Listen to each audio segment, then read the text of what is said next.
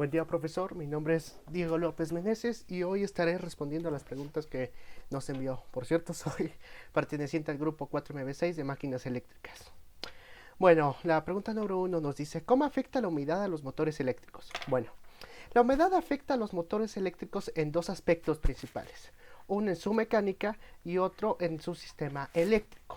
Primero, como sabemos, un motor eléctrico está hecho normalmente de acero, tanto en sus bujes, como en su eje, como en su estator y en su rotor.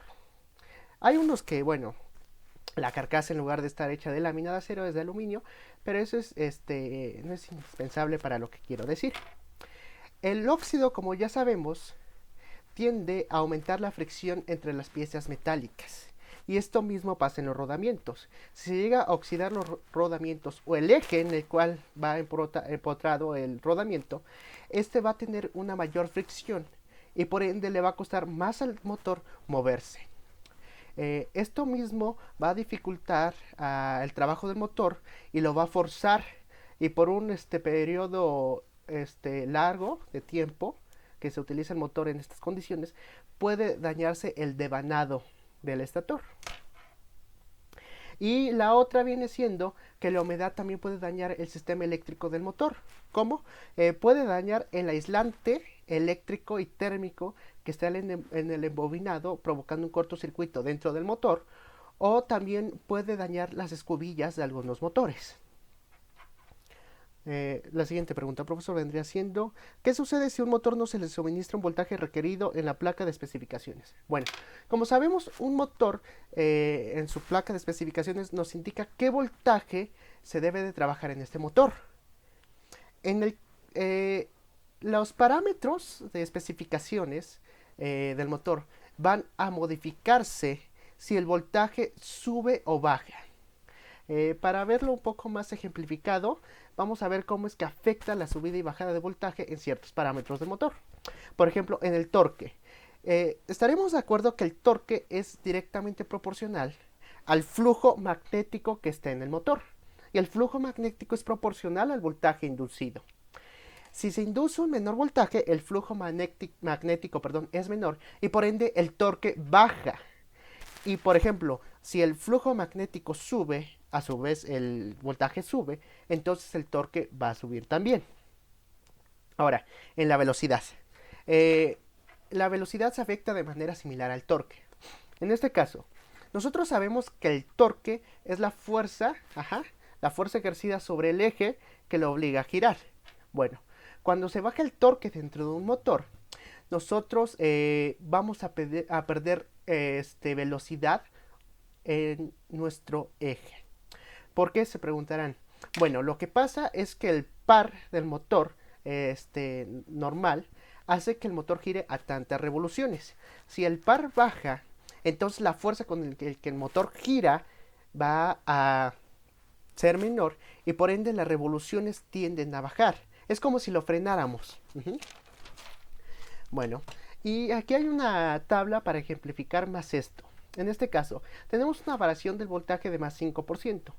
En el caso, tenemos un torque nominal en un motor que va a ser de 43.3 Newton metro. Cuando nosotros bajamos el voltaje por 5, o sea, reducimos el voltaje nominal en 5, el torque va a reducirse a 39.3 Newton metro. Y en tal caso de subir 5 volts, el torque va a subir a 47.3 Newton metro. En el caso de las revoluciones, tenemos unas revoluciones nominales de 1746. Si baja el voltaje, vamos a tener unas revoluciones de 1700, y si sube el voltaje, vamos a tener unas revoluciones de 1791. En la eficiencia, tenemos un motor que tiene una eficiencia del 89,5%, y si sube el voltaje y baja el voltaje, la eficiencia va a ser igual. Es decir, va a disminuir la eficiencia a un total de 87,7%. Aquí también quisiera mencionar algo. El mantener un motor durante un largo periodo de tiempo a un voltaje ya sea mayor o menor al especificado por el fabricante va a hacer que la bobina se llegue a dañar, porque la bobina está diseñada para cierto voltaje, aunque tiene sus tolerancias. Estas tolerancias no están previstas para que el motor gire por un determinado o por un tiempo muy largo, ¿no? A estas condiciones. Ahora, también se pueden dañar los valeros y el eje de rodamiento, porque estos igual están diseñados para cierto torque y ciertas revoluciones. Pero bueno, continuemos, decimos. En la industria automotriz, ¿dónde se aplican los motores sin capacitor de arranque y los motores con capacitor de arranque? Claro, monofásicos, ¿verdad? Los motores. Bueno, en este caso, los motores con capacitor de arranque se tienden a utilizar en máquinas estacionarias pequeñas, como pueden ser taladros de bancos, taladros fresadores, tornos, compresores. Estos motores monofásicos con capacitor de arranque tienden a tener una potencia desde un cuarto de caballo hasta 6, lo cual es perfecto para este tipo de máquinas. Sin embargo, los motores monofásicos sin capacitores son motores de altas revoluciones, pero de poca potencia. Y estos sí se usan en la industria automotriz, principalmente en los aerógrafos, que son una pistola que lanza pintura de manera controlada con una boquilla muy pequeña, que es para pintar detalles y que es alimentado por un compresor pequeño. Ajá. Tenemos los ventiladores pequeños para mantener tener una ventilación continua en la fábrica, y también los tenemos en los sistemas de refrigeración de las máquinas. Lo que pasa es que las máquinas mecánicas que cortan a través de brocas o buriles, como puede ser un torno o un taladro, tienden a calentarse los instrumentos que cortan. Entonces, para evitar que se calienten y a su vez pierdan su filo porque pierden su tratamiento térmico, se utiliza un refrigerante que está hecho de agua y aceite. Este refrigerante se va a llevar desde una cubeta de acero hasta donde se esté cortando o perforando a través de una bomba que está hecha con un motor monofásico sin carbones. Digo, sin capacitor, que normalmente son motores en cortocircuito. Bueno, la siguiente. ¿Qué diferencia hay entre la fuerza contraelectromotriz de los motores monofásicos y los motores monofásicos con capacitor de arranque? Bueno, como ya sabemos, la fuerza contraelectromotriz es la oposición al impulso del motor. Cuando nosotros tenemos un motor que no se mueve, la fuerza contraelectromotriz es 0, y conforme vaya aumentando las revoluciones del motor, la fuerza contraelectromotriz va a ser mayor. En este caso, la fuerza electromotriz en el motor con capacitor de arranque va a ser menor a la fuerza contraelectromotriz que produce un motor sin capacitor de arranque. Tenemos la siguiente pregunta, dice: ¿qué diferencia hay entre el par, la velocidad, la potencia de los motores monofásicos sin capacitores de arranque y los motores monofásicos con capacitor de arranque? Bueno, aquí quisiera antes mencionar por qué los motores necesitan un devanado secundario o bobina primaria, como le quieran llamar, o un capacitor de arranque. Bueno, resulta, cuando nosotros tenemos un motor monofásico sin estas bobinas secundarias, el motor no va a arrancar. Es decir, cuando nosotros conectamos el motor, es la suma de torques que existe en el motor va a ser igual a 0. Entonces el sistema está en equilibrio y el rotor se va a mantener en la misma posición. Es decir, no se va a mover. Entonces, lo que requerimos es agregar un par exterior o mayor para que el motor gire. Y esto se ve muy claramente. Mi abuelo tiene un taladro de banco de esos antiguitos que utilizan motores monofásicos sin capacitor de arranque. Cuando tú enciendes el taladro, el motor no se mueve y tú tienes que agarrar el broquero del taladro, y lo tienes que mover tantito y ya empieza a girar. En este caso, quien le da la ayuda o el primer giro soy yo. Y el motor ya continúa normalmente haciendo su giro. Sin embargo, en los motores monofásicos se utilizan bobinas secundarias para que arranque. Y estas bobinas va a dejar de fluir energía en estas bobinas cuando se alcancen unas revoluciones nominales. En el caso de los motores con capacitor de arranque, bueno, utilizan un capacitor que que va a alimentar al devanado secundario con una fase desfasada a la fase nominal con un total de 90 grados. En el caso de los motores con fase partida, van a tener una bobina secundaria con un grosor de calibre de cobre menor y con menos vueltas en el devanado secundario.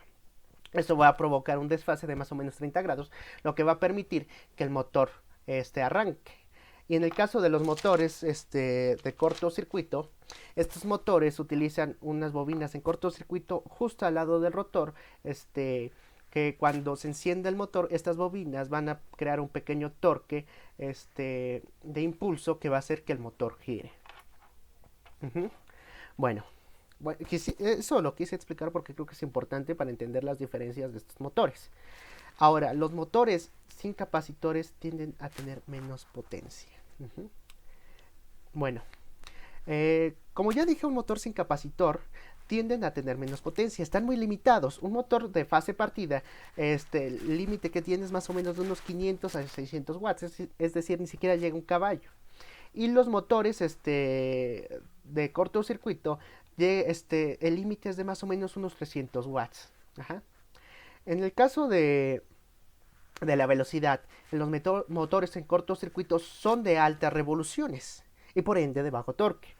Y los motores que de fase partida también son de altas revoluciones, pero es mucho menor a las revoluciones que maneja un motor en cortocircuito.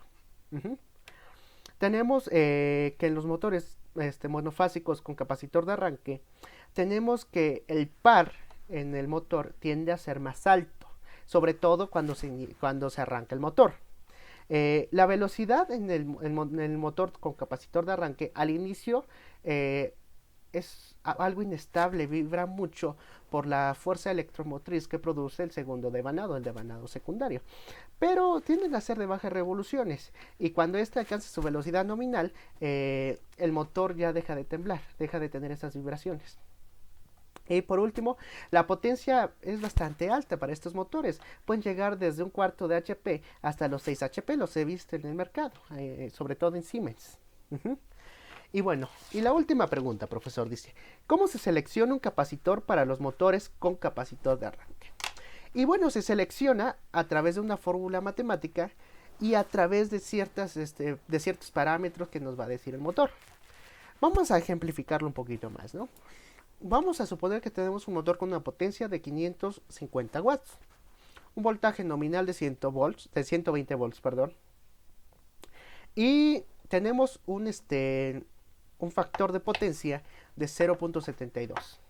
Ahora la fórmula nos dice que nosotros para poder sacar el valor del capacitor en faradios va a ser C, que viene siendo el capacitor, el valor del capacitor es directamente proporcional a 1 sobre 2 por pi, por F, que viene siendo la frecuencia, y por XL, que viene siendo la reactancia inductiva en ohms.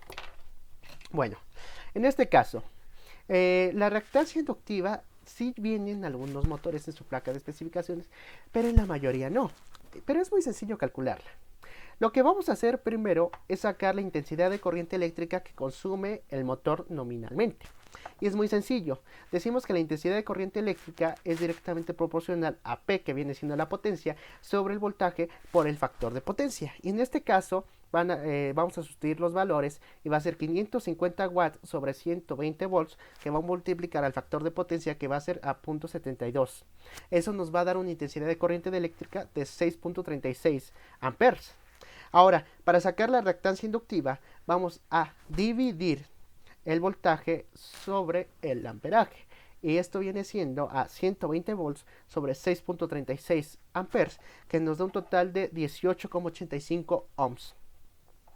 Vamos a sustituir este valor en nuestra fórmula que dice que C va a ser igual, es directamente proporcional, a 1 sobre 2pi por la frecuencia, que van a ser 60 Hz, por la reactancia inductiva que ya se calculó, que es a 18.85. En este caso nos dice que el capacitor que se le debe poner a este motor debe de ser de 140 microfaradios. Y si nosotros buscamos en el mercado, o por ejemplo en internet, nos dice que si hay capacitores de con esta especificación de faradios y también que utilizan el mismo voltaje que el motor y ronden en un precio de 250 pesos. Entonces, así más o menos haría, bueno, se seleccionaría un capacitor. En este caso se puede hacer mediante esta fórmula y en base a este cálculo, pero también el fabricante te puede decir qué capacitor puedes utilizar y con qué características. En este caso yo preferiría utilizar la información que tiene el fabricante, pero si no te la dice puedes hacer este cálculo. De antemano, muchas gracias, profesor.